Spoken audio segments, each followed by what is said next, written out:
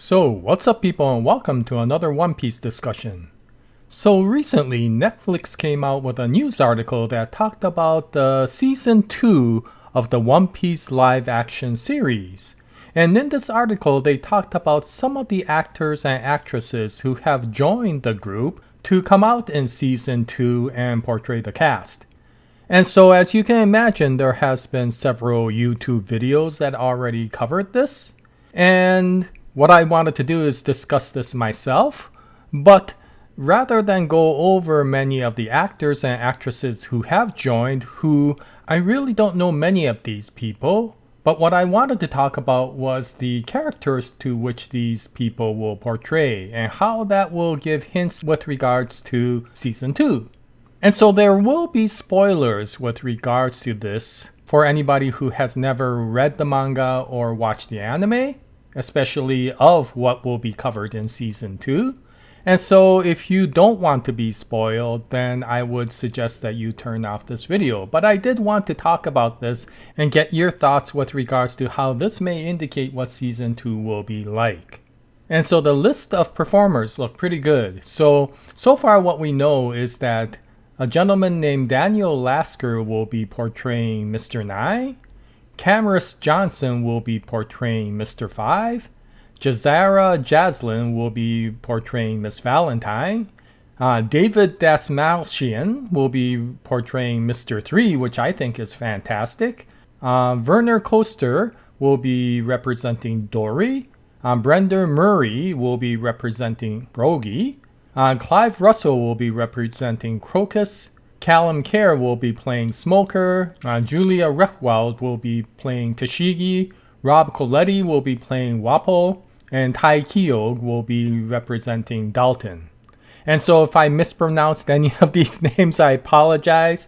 But so far, similar to Season 1, although I don't know these actors too well, Season 2 looks like they're pretty well represented.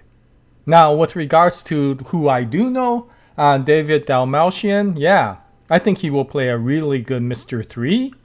So let's start with the Baroque Works characters, right? So Mr. 3, so he's a very eccentric and kind of goofy sort of individual. He is very intelligent, but at the same time, he's kind of an idiot. And so I think this kind of contrasting character will be really well portrayed by David Dasmalchian. He often portrays characters that are a little bit outside of the norm, and because of that, I think he will be a good Mr. 3. Now, as far as looks, I think these characters look pretty darn good. So, yeah, Daniel Lasker looks quite young, but I think he may make a good Mr. 9. Cameron Johnson looks really good as Mr. 5. Now, a little bit of a spoiler part here. I hope he doesn't do the... there's a certain weapon that Mr. 5 uses that's quite, disgusting. And I hope in the live action, he doesn't have to use that and they will find an alternative for that. But so far, he looks the part. And Jazara Jaslyn, she looks very much like Miss Valentine. I hope she has the laugh associated with that character. But so far, the looks look pretty good. Now, we don't see anybody for Miss Golden Week, nor for Miss Monday, right? But I expect that these sorts of characters will come out later on. And so now moving on to some of the other characters, Werner Koester will be playing Dory. Brendan Murray will be playing Brogy, and Clive Russell will be playing Crocus. I think these characters are quite well represented once again. Crocus is actually a relatively powerful character considering how old he is, and I hope Clive Russell plays that quite well. Werner Koester and Brendan Murray definitely look like they will be representing those two warriors of Elbaf, right? And finally, coming to the final characters, I think Callum Kerr really looks like Smoker. If you put white hair on him, he's gonna look really good. And Julia Rechwald looks quite well as Tashigi. Now, there is one thing that I do want to bring up. And I'll talk about her a little bit later once I go into the spoiler section. But Rob Coletti, he's gonna have a fun time playing Wapo, I think. And Taikyo looks really good as Dalton. Yeah, Dalton's going to be really good with this guy. He has that really kind of menacing look, but at the same time, he could play the really honorable person that Dalton is. So from a looks perspective, I don't know about the acting. I think they look really, really good. I hope Callum Kerr has a really low voice so that he could play Smoker really well. But overall, as far as the looks part, I think Season 2 is doing just as good as Season 1 in terms of representation. Now, as far as some of the other things, I do want to talk about some things that may be spoilers, once again, for people who've only watched the series. So if you don't want to be spoiled, you might want to turn it off once again here. Okay, so since Mr. 3 as well as Dory and Brogy are coming out, we know that Little Garden will now be represented, which kind of makes sense. I mean, you can't do Season 2 without Little Garden, I don't think. I mean, yeah, you might be able to bypass it with regards to the overall story of Alabasta, but it will hurt later on if this series continues because Elbaf, of course, becomes one of the most important parts of the story. And you can't do a certain plot point with regards to Sogeking and Enies Lobby Water 7 without Dory and Brogy there. So as early as that part, which potentially may be Season 4 if Skypiea is Season 3, then you will need Dory and Brogy to come out. And of course, recently, they have become very important characters in the most recent arcs, right? And so, yeah, it'll be really interesting to see how they portray and how the CGI does the giant figures compared to Luffy. But overall, it looks really good. Now, we don't see Miss Golden Week, and so it'll be interesting to see who will portray her. And so far, we of course don't see Vivi, which is one of the main characters of this story. So far, aside from Smoker and Tashigi, we haven't seen too many of the really main characters of Season 2, right? We haven't seen Ace, and we haven't seen Crocodile. And we, of course, haven't seen Miss All Sunday. And so these characters, they probably will wait until the very end. They may have already casted them, but they probably won't bring him out until the very end just to keep it as a nice secret. Now, the one other star we don't see in the series is, of course, Jamie Lee Curtis, and whether she will play Dr. Kureha or not. And of course, we don't see Chopper. And so there are some very serious stars still left to be filled in the Drum Island area, but we know that Drum Island will be coming out now because Wapol will be coming out, and Wapol only comes out in the Drum Island section. So we know that if he is being hired, then Drum Island will come out. And of course, Drum Island is absolutely necessary because that's where Chopper joins the crew, right? So yeah, all of this makes sense.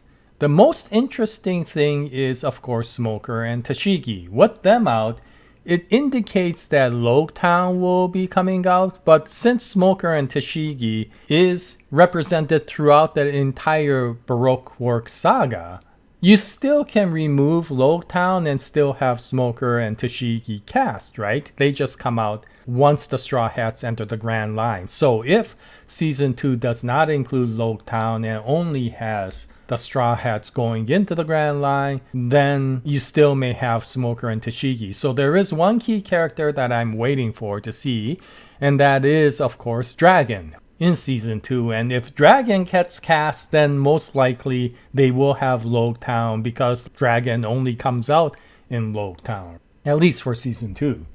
And so there are many characters still to be brought out. But so far, with these characters, this seems to indicate that the majority of the Baroque Works saga, as well as potentially the final arc in the East Blue saga, which is, of course, Logtown, will be represented. And I hope they show Logtown because, of course, it's important to show the town where, of course, Gold Roger was born and executed. Now, the one other thing that I will say that indicates that Logtown will most likely come out is in the end of Season 1, we saw the combination of Buggy and Alvida come out.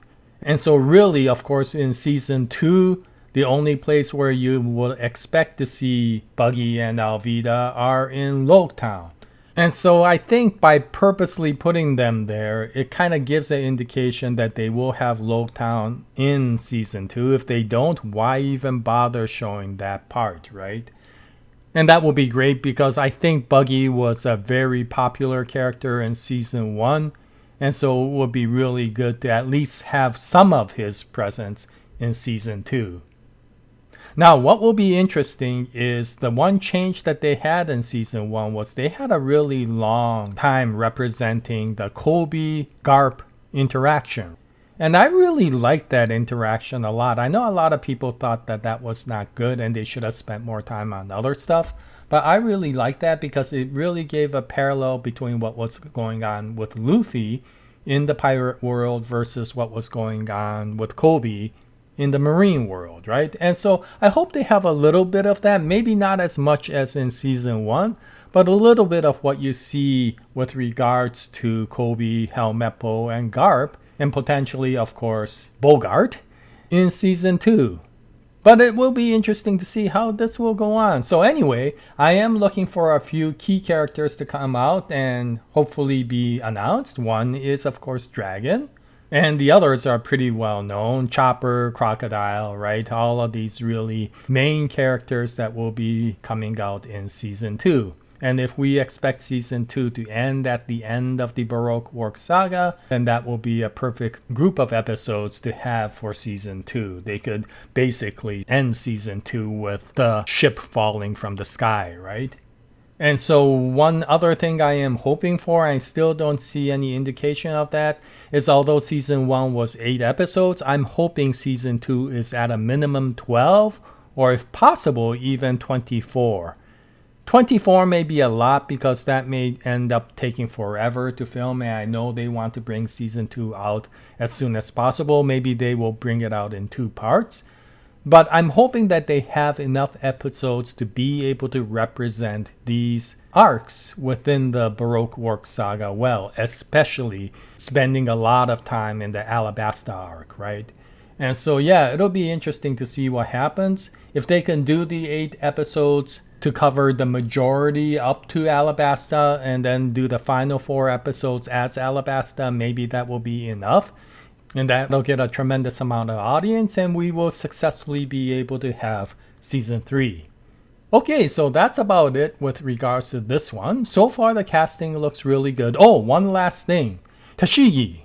So Tashigi actually looks really good with Julia Rechwald looking like Tashigi. But the one thing that I find that's interesting is, of course, Tashigi is supposed to look a lot like Kuina, just an older version of her. But in this case, they don't particularly look the same. Kuina was played by an actress named Audrey Simone. And from the two, I'm not sure if you can say that they have identical images, so much so that Zoro would be really surprised by seeing Tashigi. So I'm not really sure how they're going to do that. Maybe they could do it well enough so that Tashigi will look like Kuina. I don't know. But I did find that this was the one area that looked, a little bit interesting. Anyway, so if you saw the first season, if you see the casting for the second season, what do you think about it? How do you feel this represents how season 2 will come out? And do you feel that these actors and actresses will represent these characters very well? Any comments will be greatly appreciated. And if there is any additional news with regards to the casting, then I'll bring out another video at that time and hope you join me. Until then, happy anime watching, happy manga reading, and as always, nice day everyone.